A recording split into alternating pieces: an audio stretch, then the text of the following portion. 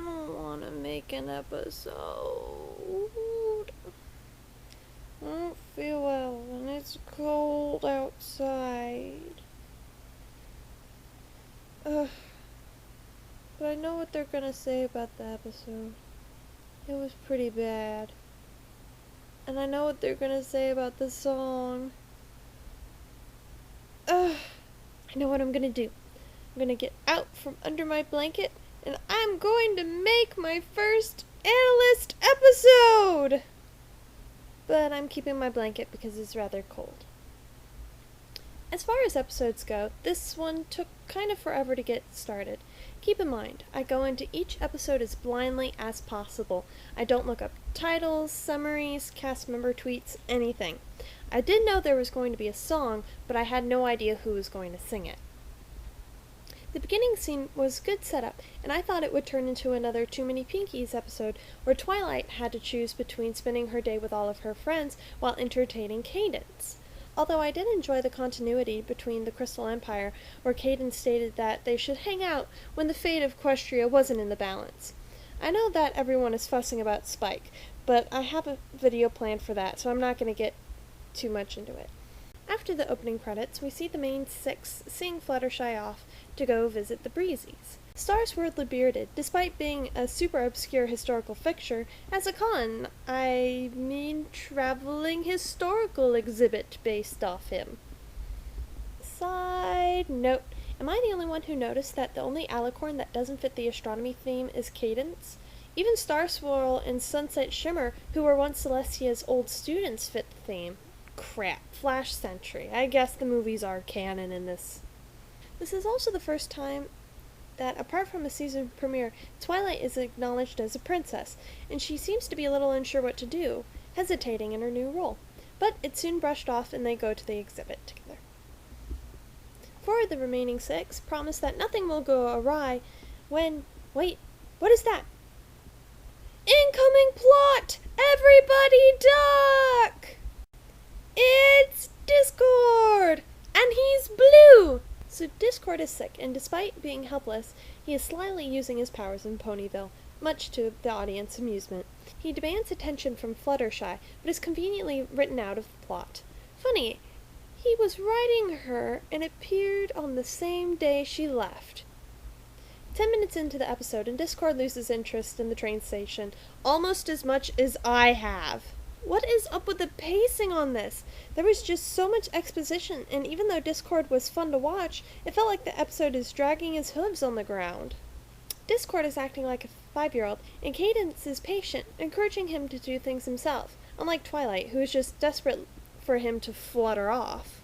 I was reminded that Cadence has been a princess longer than Twilight, and probably knows how to handle these situations better, as well as being older and more mature. I hope we get to see more of Cadence's motherly side in the future. And Patter's song! I am totally super awesome sided by this song.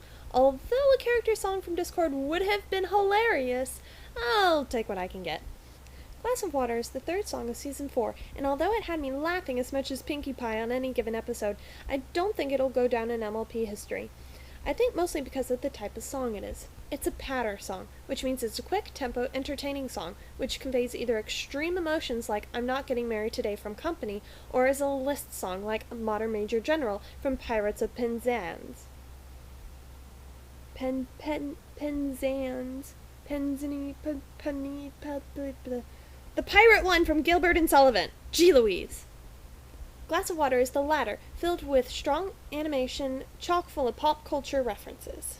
John DeLacy chose, or maybe it was director, who knows.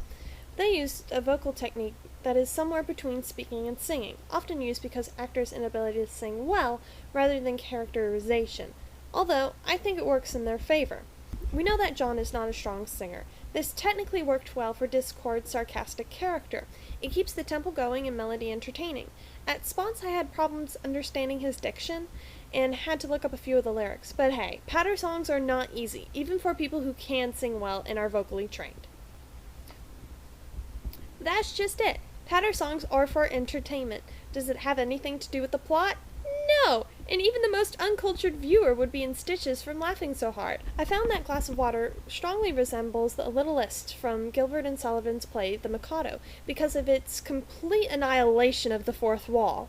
I'll let you read a list of all the wonderful things that I picked up on.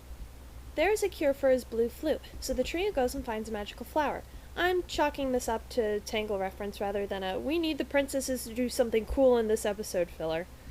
We see that there's a limit on how much one ascented alicorn can lift with magic, since the natural-born alicorns can lift much, much larger items, i.e. the sun and the moon. This can also be kind of sticky and up for debate, so I'm going to leave that to the headcanon people. And oh my god, there's a creature that lives in the plot hole! It has seen the light of day! Quick, hide it before the writers can find something better to put in! The two princesses save each other from the monster, and one Wilhelm scream later, it is put back in the miserable hole where it came from. Turns out Discord was faking, and to be honest, I fell for it. I probably shouldn't have given his nature. Discord wanted to test Twilight to see if she really was his friend, and during his speech, I realized he and Cadence are the only two characters up to this point that actually acknowledged that she was a princess apart from the main six in the season opener. They are both removed from her day-to-day routine, but both have assumed that her rise in social status might have changed her. From Discord's point of view, Twilight acted like she had better things to do, and that his problem was not as important as her friends. She was rude, short with him, and throughout the entire episode, even before the plot hole monster.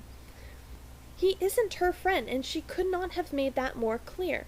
Let's face it, if AJ needed help, Twilight would have dropped everything and helped her around the farm. If Rainbow Dash got sick, she would have brought her the next book of Daring Do. Wait a minute.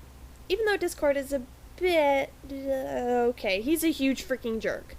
But we all have that one person we wish would go away, but we grit our teeth because it's the kind thing to do. No. It's the right thing to do. And Cadence still shows her loving side. She finds the silver lining and admits that sometimes being a princess isn't all it's that cracked up to be. The official lesson was even when the most well-planned days go awry, you can still grow as friends. I think Twilight needed to learn how to better handle people she doesn't necessarily like. As a princess, she will run into ponies that will constantly judge her ability to rule or flat out disagree with her. But then again, maybe that's a little too political for the younger, intended audiences. The overall episode I would give a 3 out of 10 because of all the exposition and how long it took to get set up. Discord's actions were only redeemable after analysis and was not blatantly obvious to the younger audiences. The lesson felt more like an afterthought than an actual lesson. The song Glass of Water I would give an 8 out of 10. It was both acoustically and visually fun. Some of the lyrics were simply for the sake of keeping a rhyme, but the character and the type of song it worked. I was bouncing along almost as much as I did with Smile, and laughed hysterically at all the references, but it did not drive the plot or give new insight to the character. If it was used for any other character, I might have had a problem with it, but I'm okay with it solely being an entertainment because that's the purpose it served. I did not give it a higher score because I had trouble understanding the diction at spots, and it wasn't as memorable as Apples to the Core.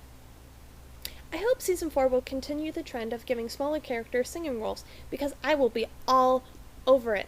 This is Summer Melody, and I am going back to hibernating. Until the polar vortex is over. I might move to Australia. It is so cold. I'm sick.